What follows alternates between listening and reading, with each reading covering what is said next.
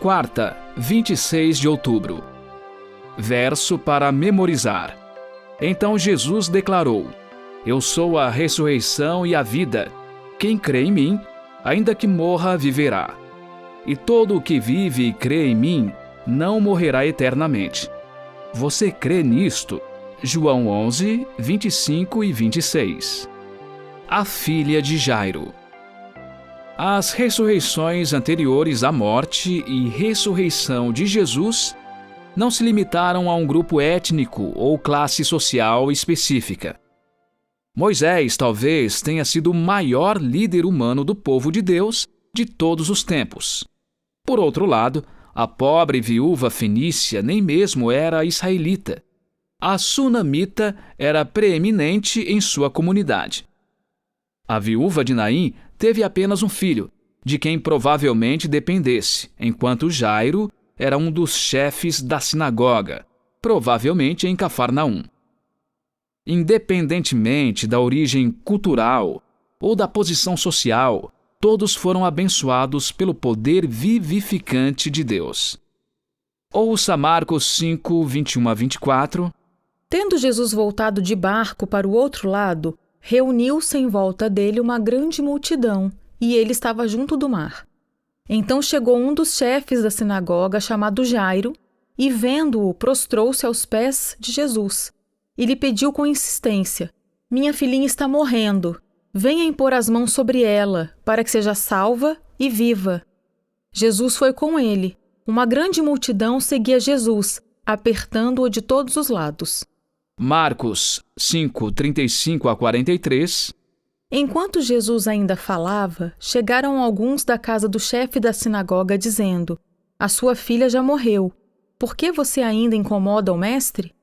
Mas Jesus, sem levar em conta tais palavras, disse ao chefe da sinagoga: Não tenha medo, apenas creia. Jesus não permitiu que ninguém o acompanhasse, a não ser Pedro e os irmãos Tiago e João. Chegando à casa do chefe da sinagoga, Jesus viu o alvoroço, os que choravam e os que pranteavam muito.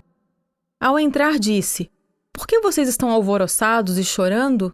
A criança não está morta, mas dorme. E riam-se dele.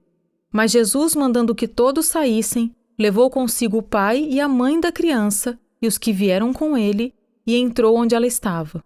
Tomando a criança pela mão, disse: Talitá cumi, que quer dizer: Menina, eu digo a você, levante-se. Imediatamente a menina, que tinha 12 anos, se levantou e começou a andar. Então todos ficaram muito admirados. Mas Jesus ordenou-lhes expressamente que ninguém o soubesse, e mandou que dessem de comer à menina. Pergunta 4. O que aprendemos sobre a morte com as palavras de Cristo: A criança não está morta, mas dorme? A filha de Jairo tinha 12 anos e estava doente em casa, à beira da morte. Então, ele foi a Jesus e implorou que o Senhor fosse à sua casa e impusesse as mãos sobre ela. Mas, antes que chegassem lá, alguém trouxe a notícia: A sua filha já morreu. Por que você ainda incomoda o mestre? Jesus disse ao pai: Não tenha medo, apenas creia. Tudo o que o pai podia fazer era confiar em Deus. Ao chegar à casa, Jesus disse aos que ali se reuniam: Por que vocês estão alvoroçados e chorando? A criança não está morta, mas dorme. Eles o ridicularizaram porque sabiam que ela estava morta, e não entenderam o significado de suas palavras. No Comentário Bíblico Adventista do Sétimo Dia, volume 5, lemos, abre aspas, a metáfora confortadora em que o sono significa morte parece ter sido a maneira predileta de Cristo para se referir a essa experiência. A morte é um sono, mas é um sono profundo do qual unicamente o grande doador da vida pode nos despertar, pois somente Ele tem as chaves da morte. Fecha aspas.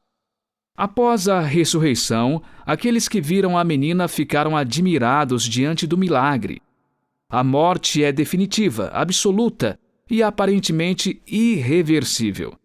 Ter visto algo assim certamente deve ter sido uma experiência incrível e transformadora. Não tenha medo, apenas creia. Essas palavras ainda são significativas hoje.